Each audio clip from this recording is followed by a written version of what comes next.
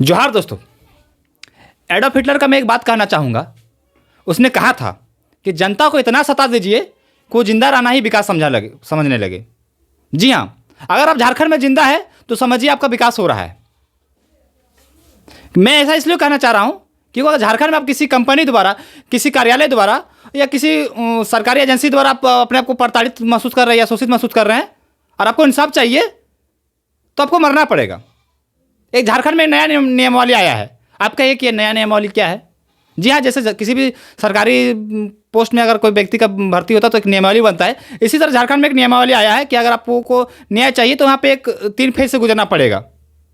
वो नहीं, थाना पुलिस और जज और कोर्ट वाला नहीं, वो नियमावली झारखंड में ख़त्म हो चुका है। आपको थाना जाने की जरूरत नहीं है, आपको कोर्ट भी जाने की जरूरत नहीं है, क्योंकि वहाँ से इंसाफ मिलने से रहा।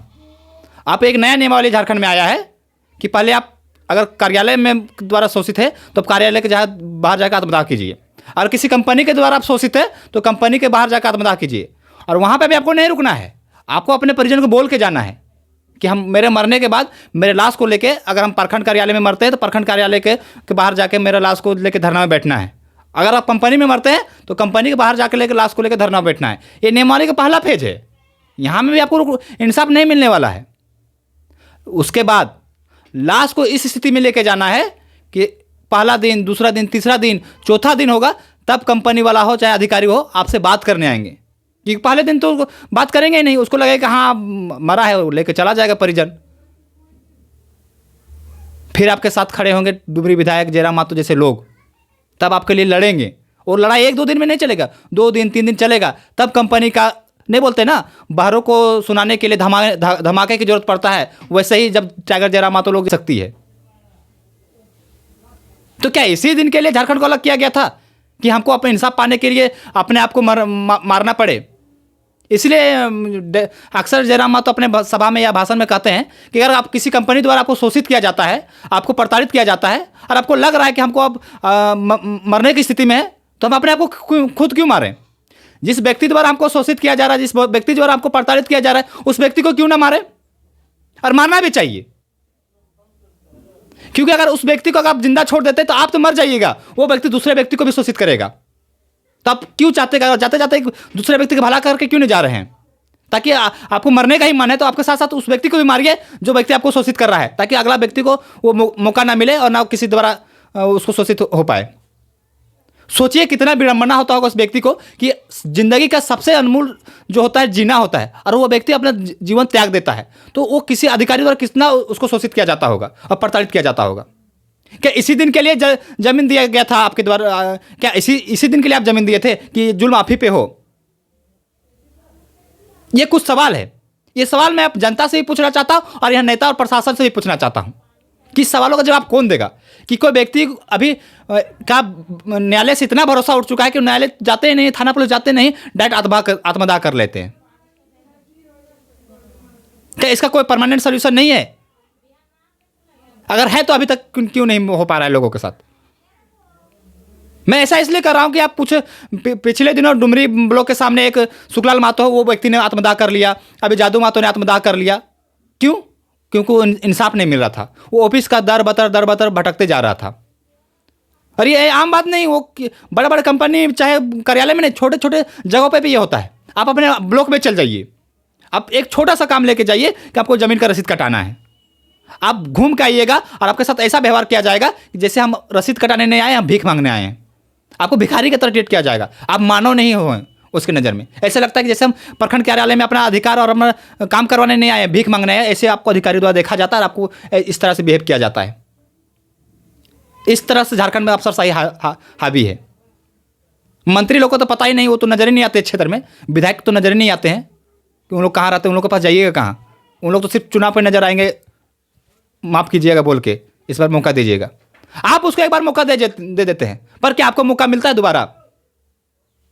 क्या जादू मातो चाहे सुखलाल मातो की तरह हर व्यक्ति का नंबर आए कि इंसाफ पाने के लिए? अगर आज सुखलाल मातो का नंबर आया, परसों जादू मातो का नंबर आया, तो कल आपका भी नंबर हो सकता है, कल मेरा भी नंबर हो सकता है, अगर सिस्टम में सुधार नहीं किया जा सके तो सिस्टम सुधारेगा कौन? कहीं ना कहीं ये बातें तो सोचने की वाली बात है कि आखिर सिस्टम सुधारेगा कौन? कहीं जो लोग सिस्टम में बैठे उन लोगों को पता ही नहीं कि सिस्टम सुधारा कैसे जा सकता है। उन लोग बस एक दूसरे को लगे हुए हैं कि फलना पार्टी ऐसे किया, दूसरा पार्टी ऐसे किया, तीसरा पार्टी ऐसे किया। आप सोच के देखिए, आपके एरिया में कोई विधायक है, वो विधायक क्या अभी एक्टिव है? अगर एक्टिव है तो कमेंट करके बताइए। हमें नहीं लगता कि आपके क्षेत्र के विधायक अभी काम कर रहे होंगे, क्योंकि मैं पिछले 1 साल से तो देख रहा कि हर तरफ एक ही विधायक नजर आ रहे हैं, जयराम महतो। आप जयराम महतो लाख बुराई कर सकते हैं, आपकी पर्सनल चॉइस, हमको कोई दिक्कत नहीं है, पर वो एक लोता बंदा है कि हर जगह जाके कहीं ना कहीं लोगों के साथ खड़ा नजर आता है। चाहे गोड्डा हो, चाहे पलामू हो, चाहे पाकुड़ हो, चाहे गिरिडीह हो, चाहे धनबाद हो, चाहे डुमरी हो, चाहे रांची हो, वो हर जगह नजर आ रहा है। फिर क्या एक विधायक को काम करने से पूरा राज्य का विकास हो सकता है? क्या राज्य का सिस्टम सुधर सकता है? नहीं, क्योंकि कभी एक व्यक्ति किसी सिस्टम को नहीं सुधार सकता है। अगर सिस्टम को सुधारना होगा, ये आपको, हमको, सबको मिलकर सुधारना होगा। और ऐसे अधिकारी को लात मार कर भगाना होगा कार्यालय से जो किसी गरीब जनता को शोषित करे। वो जनता की सेवा करने के लिए चुने जाते हैं, ना कि शोषित करने के लिए चुने जाते हैं। दुख होता है। मैं कल जादू महतो के वहां पे वार्ता हो रहा था, वहां पे लगभग 4 बजे वार्ता शुरू हुई, लगभग रात के 2 बजे वार्ता खत्म हुई।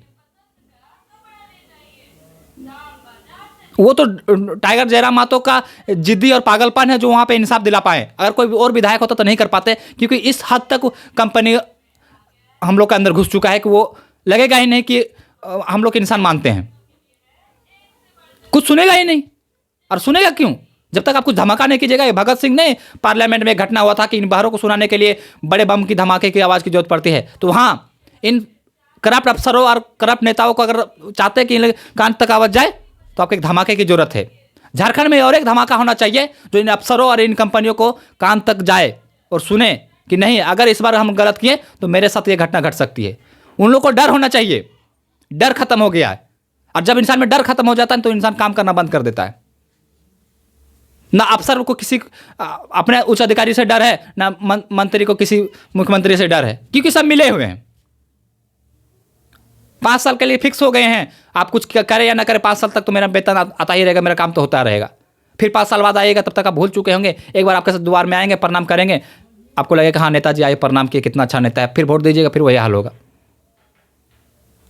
फिर कोई मरेगा, फिर धरना दीजिएगा, फिर आंदोलन होगा, फिर 3 दिन लाश सड़ेगा, फिर उसको इंसाफ मिलेगा। क्या आप इसको इंसाफ मानते हैं कि किसी व्यक्ति को इंसाफ पाने के लिए मरना पड़ रहा है? मैं इसको इंसाफ नहीं मानता हूं। यह सबसे घटिया सिस्टम को मानता हूं।